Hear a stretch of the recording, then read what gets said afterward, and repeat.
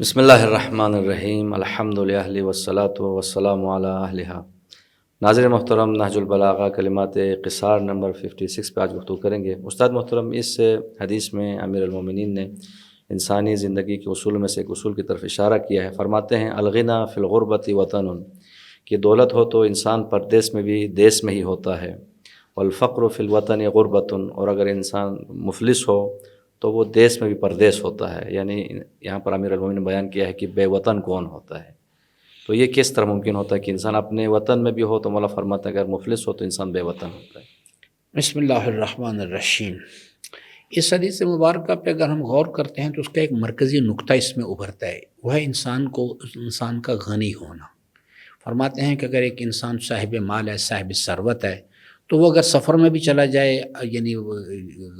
دوسرے وطن میں مقامات پر چلا جائے تو اپنے وطن میں ہوتا ہے، یعنی اس کے پاس کیونکہ امکانات موجود ہوتے ہیں، اس کے ذریعے سے وہ ایک دوسرے وطن میں جا کے، جیسے کہ ایک آدمی آج کے دور میں سفر کرتا ہے، اس کے پاس صاحب مال ہے، برطانیہ چلا جاتا ہے، تو یہاں سے وہ آرام سے ایک ٹکٹ بک کرے گا، وہاں جائے گا، ہوٹل اس کا بک ہوگا، جہاز اترے گا، گاڑی پہ بیٹھے گا، اپنے ہوٹل میں جا پہنچے گا، اس کو کوئی پریشانی نہیں ہوگی اس چیز کے لیے۔ اس کے لیے برطانیہ کو اجنبی چیز نہیں ہے، کوئی دیار غیر نہیں ہے، کوئی غریب الوطنی وہاں پر اس پر نہیں آئے گی۔ یعنی اگر امریکہ بھی چلا جائے تو کہیں دنیا میں کہیں بھی چلا جائے اس کے پاس امکانات موجود ہیں۔ لیکن اگر ایک انسان جو ہے وہ یعنی اس وقت ایران میں رہ رہا ہے وہ، لیکن اس کے پاس یہاں پر بھی پرابلم ہے کہ اس کے پاس سے دنیا کے امکانات نہیں ہیں، دنیا کے امکانات کے لحاظ سے وہ غنی نہیں ہے۔ اس کو کیا پرابلم پیش آئے گا؟ اسے نہ مکان کے لیے ایڈوانس دینے کے لیے پیسہ ہے اس کے پاس، نہ مکان کا کرایہ دینے کے لیے پیسہ ہے۔ اگر مکان کا کرایہ دینے کے لیے پیسہ ہے تو بچوں کو کھانا کھلانے کے لیے اس کا پیسہ نہیں ہے، اور وہ بیچارہ جو ہے اسی کو ہی غریب الوطنی کہا جاتا ہے۔ غریب الوطنی جو ہے اس سے مراد جو ہے وہ ایک کیفیت کا نام ہے، وہ اس اپنے شہر کے اندر یہیں پیدا ہوا، یہیں زندگی اس نے، لیکن وہ یعنی اب اس کے اسباب و علل کیا ہیں وہ ایک دیگر بحث ہے۔ کہ پاکستان سے جو ہزاروں لوگ ابھی باہر جاتے ہیں، خصوصاً یورپ جاتے ہوئے رستے میں مارے جاتے ہیں، سمندر میں غرق ہوتے ہیں، تو وہ اپنے وطن کو چھوڑ کے کیوں ہجرت کرتے ہیں؟ وہ اس لیے کہ ان کو وطن کے اندر جو ہے نا ظالم حکمرانوں نے ان کے ساتھ جو ان کے جو غنڈے اور بدماش جو ٹولے ہیں، انہوں نے یعنی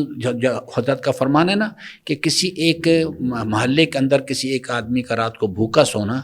اس چیز کی دلیل ہے کہ وہاں کوئی نہ کوئی ظالم موجود ہے جس نے اس کا حق غصب کیا ہوا ہے۔ اب پاکستان میں تو لاکھوں لوگ جو ہیں بیچارے وہ یعنی قوت لاجمود سے محروم ہیں، تو بے وطن ہیں سارے، اور وہ حضرات جو ہیں اپنے وطن کے اندر رہتے ہوئے بھی محروم ہیں، اور وہ اس محرومی کو دور کرنے کے لیے جب وہ دیکھتے ہیں کہ یہ ظالم حکمران طبقات جو ہیں یہ کسی صورت بھی اپنے یعنی اس سے ہوس کو چھوڑنے کے لیے تیار نہیں، ان پہ رحم کرنے کے لیے تیار نہیں، تو پھر وہ بیچارے دیکھتے ہیں کہ گرد و پیش میں کہاں امکانات موجود ہیں، اور وہ ان امکانات تک، یہ ایک فطری نظام ہے جس سے کہتے ہیں، جس کے نتیجے میں انسانی معاشرے ہر زمانے کے اندر ہجرت کرتے رہے ہیں۔ تو یہ اس قسم کی کیفیت کی طرف امیر المومنین نے اشارہ کیا ہے کہ اگر ایک انسان صاحب ثروت ہے تو اس کے لیے جو اجنبی علاقہ ہے، اجنبی وطن، وہ بھی اس کے لیے گھر کی طرح ہوتا ہے، اور اگر ایک انسان اس کے پاس ثروت اور امکانات نہیں ہیں تو وہ گھر کے اندر بھی رہ کے ایک محروم شخص ہوتا ہے۔ پاکستان میں ایک جگہ گیا تھا تو وہاں پہ ایک پیر صاحب کا جو ہے نا وہ قبر تھی بے وطن سرکار کے نام سے، تو اس کا مطلب ہے ہر وہ شخص بے وطن سرکار ہے کہ جو مفلس ہو، جس کے پاس امکانات نہیں کھانے کے لیے جو چیز، اور پاکستان کے اندر اس قسم کے لوگوں کی بہت بڑی تعداد پائی جاتی ہے۔ تو ناظرین محترم، امیر المومنین کے اس فرمان گرامی میں فرمایا کہ ہر وہ شخص جو پردیس میں ہے لیکن اگر اس کے پاس مال و ثروت ہے تو وہ ایسا ہی ہے کہ وہ اپنے دیس میں ہے، لیکن اگر انسان مفلس ہے، انسان کے پاس پیسے نہیں ہیں، انسان غریب ہے، تو وہ اپنے وطن میں بھی بے وطن ہے۔ خداوند عالم